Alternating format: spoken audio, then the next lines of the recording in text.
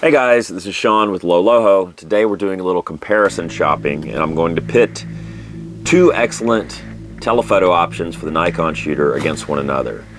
And that is the 300mm f4 AFS versus the 200 to 500mm f5.6 zoom lens.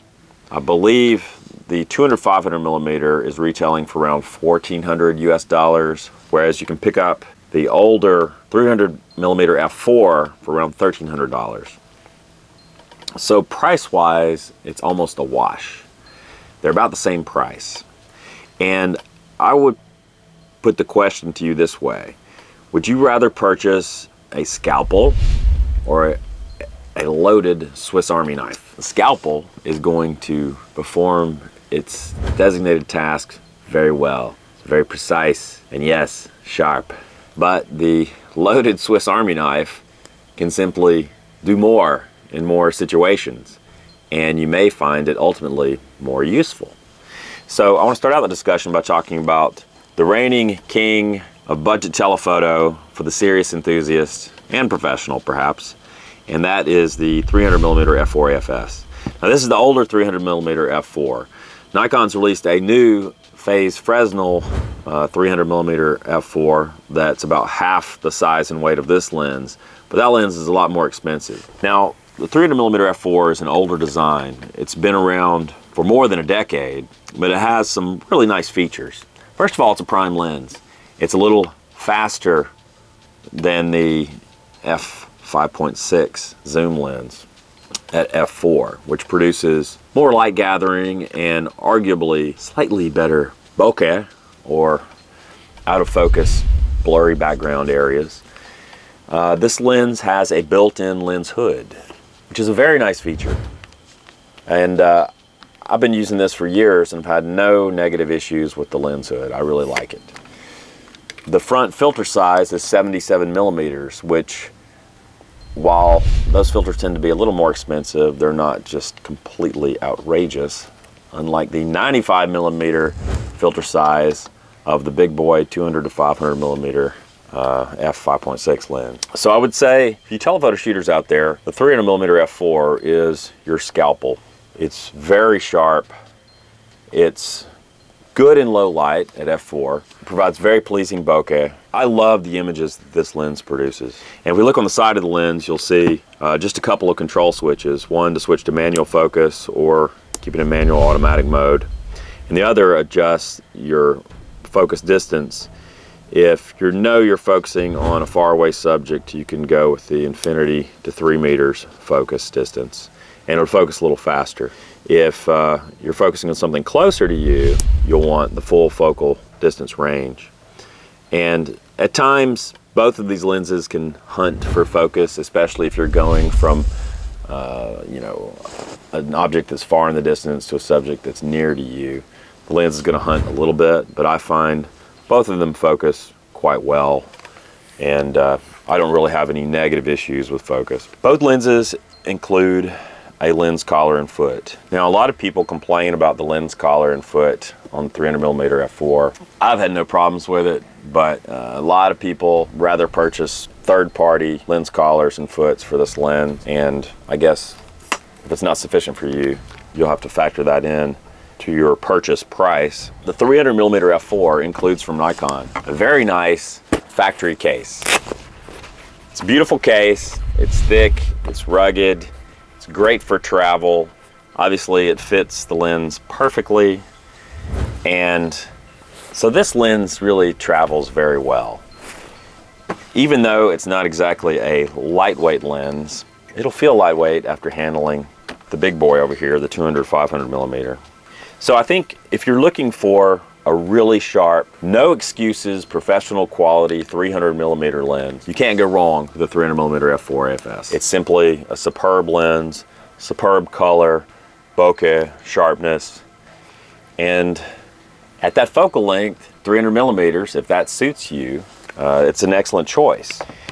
And you can pair this prime lens with a teleconverter. Now, this teleconverter will add an additional, I don't know, $400 to $500 to your overall cost. So Both of these lenses work with the teleconverter, but like with this teleconverter, which is the 14E2, it'll turn this 300mm lens into a 420mm f5.6 lens. So it gets you a little bit more reach. Personally, I'm not a big fan of teleconverters, and so I don't use this very often. Quite often I find that the results I get with a 300mm at f4 are so pleasing and satisfying that I don't want to fool around with the teleconverter. It affects the image quality just a slight bit and also affects the focus performance a bit. So I love this lens, and if I was going on a hike, I would be more likely to bring this lens than the big boy. So let's move on and take a look at the 200 to 500mm f5.6, which is one of the hottest lenses that Nikon's making at the moment. This lens is a relative bargain at $1,400 US, and it has a few obvious advantages over a prime lens. Namely, the focal length range goes from 200mm all the way up to 500. So with no teleconverters necessary, we can get out to 500mm, which is very nice for all sorts of situations, but particularly in my case for photographs of wildlife. This lens has an external lens hood that is not integrated into the design.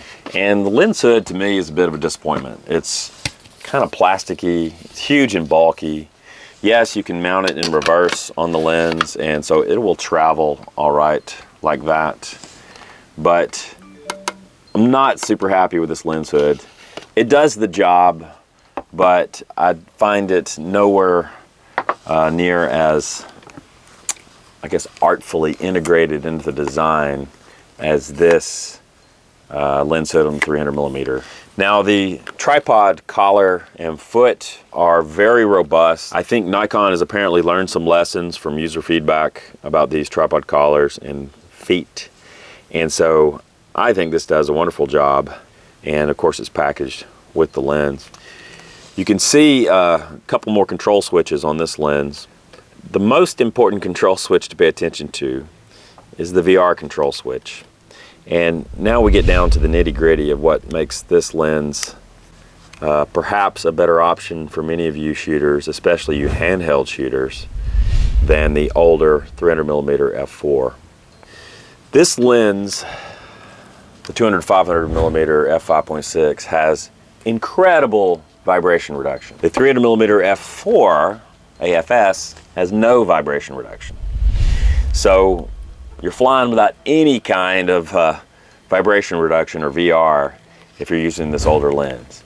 Now, if you exercise excellent technique, perhaps use support of some kind, and watch your shutter speeds and keep them fast enough, then you'll still get wonderfully sharp, pleasing results out of this lens. It's just much more challenging to use handheld. This lens, even though it is a beast weighing more than 5 pounds, is surprisingly effective handheld, and that's because of the VR. The VR promises 4.5 stops of vibration reduction, and I believe it. Yes, it is very sharp. Perhaps not quite as sharp at 300mm as the prime lens, but it's completely satisfying to the most critical eye, I think, under most situations. So this has some technology that the older 300mm f4 FS does not have. And the VR really opens up a world of opportunity for you when you're traveling with the lens, because it's much easier to get sharp handheld images, I think, in more situations when you've got VR to work with. It's an incredible tool. And so this lens costs about $100 more than the older f4 300mm, but for that extra $100, you're getting the latest VR technology. You're getting a build quality that is very good. To me, there's nothing that feels cheap or second rate about this lens.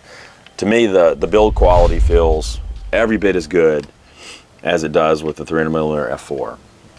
You're getting a heavier lens. It weighs more than 5 pounds, so if you're going on a lengthy nature hike, you might not want to tote this around in your pack. The front filter element, as I mentioned, is 95mm. These filters are more expensive. They're just bigger filters. They sell fewer of them, and therefore I think they charge more. But the lens itself has been kind of a surprising delight to use. Another evidence of cost cutting on this lens is the case, which is actually quite flimsy, and it's really not much of a case at all. It's more of a lens pouch or lens sock. So this lens includes a pretty flimsy consumer-ish lens sock, whereas 300mm f4 you get a really nice professional case. When you're looking at your budget for these two lenses, you know, you might take into account that if you get the 300mm f4, some of you will want to get an aftermarket collar and foot. If you get the 200 to 500mm f5.6 lens, just about everyone is going to want to purchase a better case, because this lens sock that Nikon includes is really not up to the task of protecting the lens when it's in transit. So you're going to want to budget for an aftermarket case, which might cost you anywhere from $30 to $50 on up, depending on what you want. So this is like a horse race, and it is neck and neck coming down to the wire. Very difficult decision to make between these two lenses. I really love the 300mm f4 AFS. This to me is a no excuses professional quality lens. I love the image quality.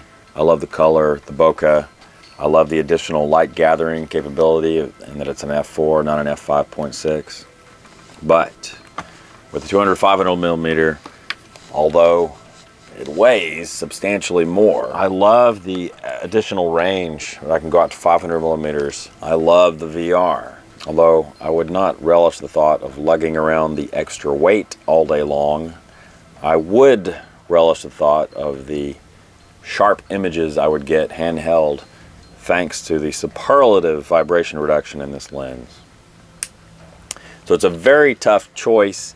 Again, do you want the scalpel or do you want the loaded Swiss Army knife? Ultimately, it's your choice. You're going to be very pleased with the image quality, whether you get the 300mm or the 200 to 500mm f5.6. Try saying that 3 times fast. So that wraps up our short, or perhaps not so short, discussion of these two wonderful Nikkor lenses. These are excellent lenses for the budget-minded telephoto enthusiast. If you like this video, please subscribe to our channel. Subscriptions are important to us. We're a new channel here on YouTube. We love discussing photography and photo gear and this sort of stuff. So if you subscribe to our channel, you'll never miss a video in the future, and that will motivate us to create even more and better videos. Until next time, lo ho. If you liked the video, give it a thumbs up. If you disliked it, give it a thumbs down. Feel free to leave a comment. And of course, don't forget to subscribe.